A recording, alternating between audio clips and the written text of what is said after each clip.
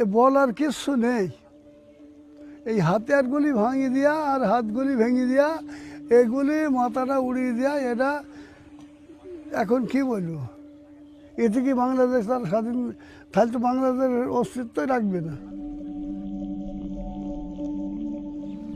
আমি এখানে আসিনি, খুব কম আসি, না ডাকলে আমি আসি, মানে এসে এইগুলি দেখি আমার এই ভাইদের এরকম করা।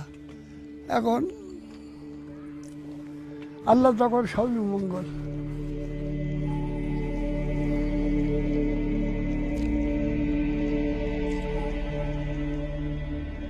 এক হাতিয়ারে তার, আরে হাতিয়ারের জোরে তো তুই বাংলাদেশ স্বাধীন পালি।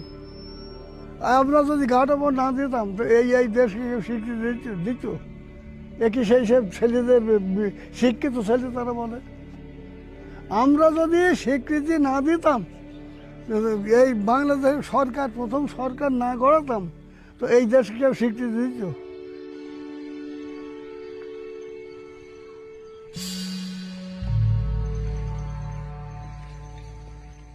এটা মুক্তিযোদ্ধার অবমাননা। কেন? কারণ আমরা যে কত পরিশ্রম করছি সেটা সে কেউ মুখে বলি ফুরানো যাবে না।